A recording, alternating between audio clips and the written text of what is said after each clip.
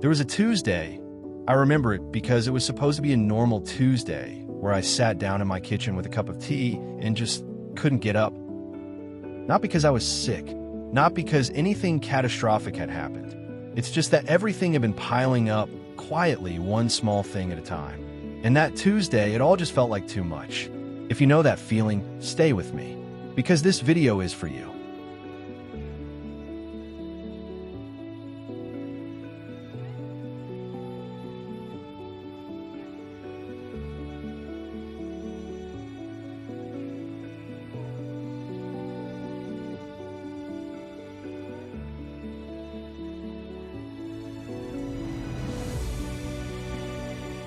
I've been getting messages from so many of you lately, and a theme keeps coming up.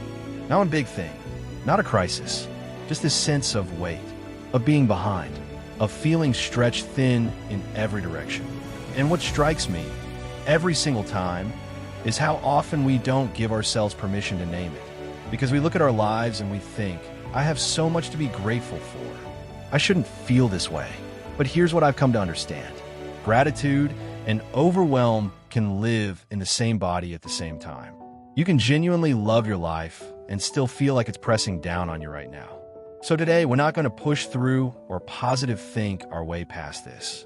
We're going to sit with it, understand it, and find our way back gently.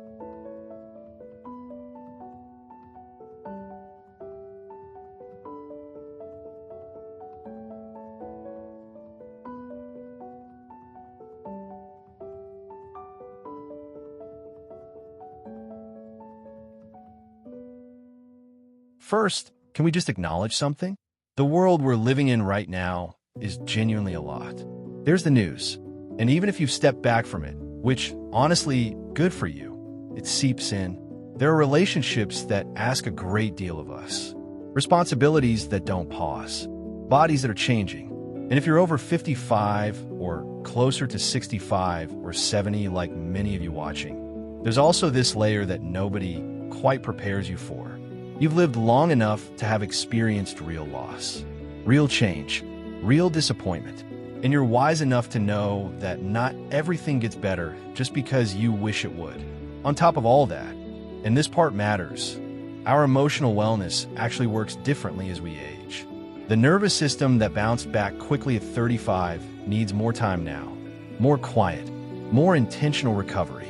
That's not a flaw, that's biology. So if you find that things which didn't used to bother you are bothering you more, that's not weakness. That's your body and your heart asking for something different. And that is absolutely worth listening to. I want to pause here for just a moment. Wherever you are right now, take one slow breath with me. In through your nose and out. Good, because what I'm about to share is something that genuinely shifted things for me. But it only works if you're actually present for it. So just breathe. You're in the right place.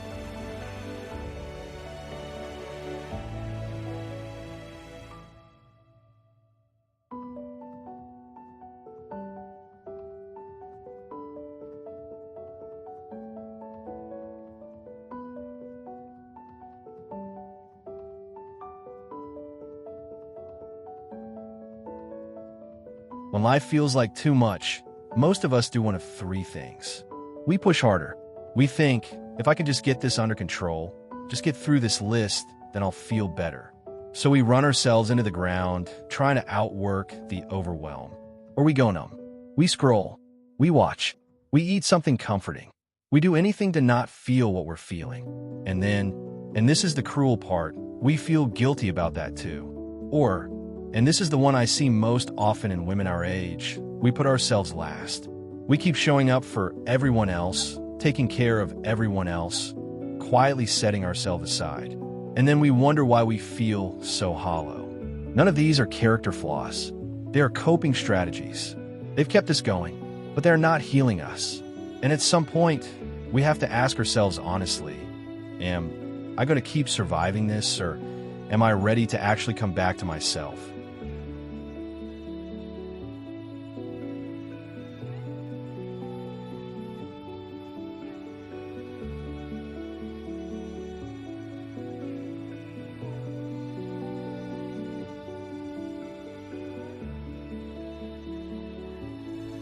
So what does coming back to yourself actually look like?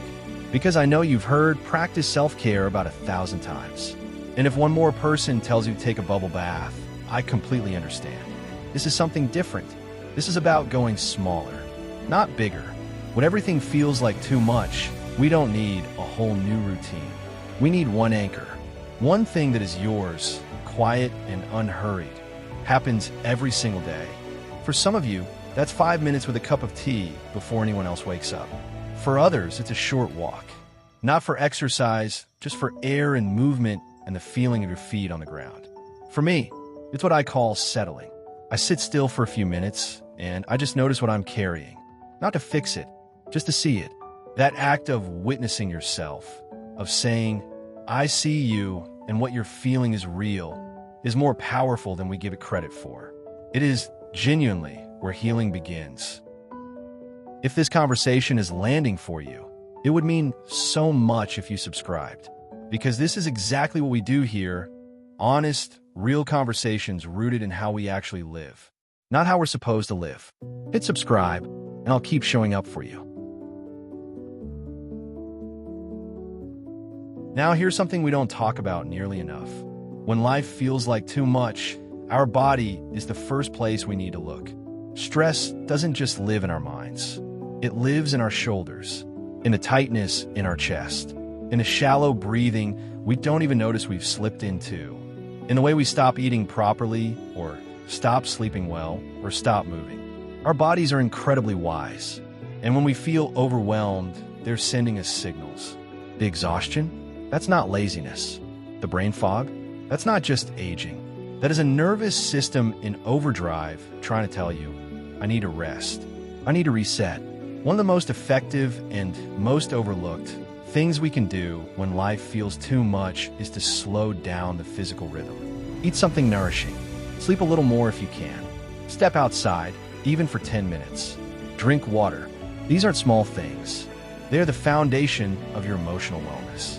And we cannot think our way into well-being without first tending to the body that's carrying us.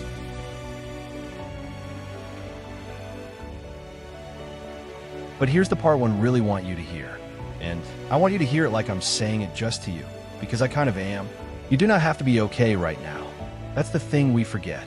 We live in a world that praises resilience, that celebrates bouncing back, that has made I'm fine into a reflex. And somewhere along the way, we started believing that feeling overwhelmed meant we were failing. You're not failing. You are feeling, and feeling, even the hard stuff, is what keeps us human. It's what keeps us connected to ourselves. And ultimately, it's what makes healing possible. You are allowed to have a hard season. You are allowed to not have all the answers. You are allowed to say, even just to yourself, quietly, this is a lot, and I need some care right now. That is not weakness. That is one of the most honest, courageous things you can do.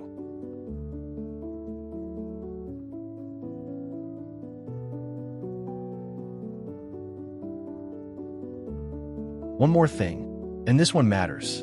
We are not meant to carry everything alone. I know so many of us were raised to be independent, to manage, to not be a burden, and there is real strength in that. But there's also a real difference between independence and isolation. And isolation is one of the biggest contributors to that feeling of too much. Whether it's a friend you trust, a family member who truly gets it, a therapist, a community, connection is part of the medicine. It really is. If there is one person in your life you could reach out to this week, just to say, hey, I've been having a hard time, I want to gently encourage you to do that. You might be surprised how many people are waiting for someone else to go first. And if you feel like you don't have that person right now, I hear you. More than you know. The comments section on this channel is a place where real conversations happen. You are welcome there. You are not alone in this. So let's come back to where we started. When life feels too much, and it will, because that is part of being a full, feeling human being. Here's what I want you to remember. You don't need to push through. You need to come back. Back to your body. Back to one small anchor. Back to the truth that you are worthy of care. Not when you're stronger, not when things calm down, and not when everyone else is taken care of first. right now, as you are. The overwhelm is not the whole story. It's a moment, and moments pass. You have come through hard things before. You have more wisdom in you, more grace in you than you may be able to see right now. And that is exactly why you're still here, still searching, still caring, still open to a conversation like this one. I see you, and I'm proud of you for showing up for yourself today. If today's conversation meant something to you, would you share it? Not in a big way, just send it to one person you think might need to hear it. Sometimes the most loving thing we can do for someone is to say, I was thinking of you when I found this. And leave me a comment below. Tell me, what is one thing that helps you come back to yourself when life feels like too much? I read every single one, and those conversations are some of my favorite things about being here. If you're new, welcome.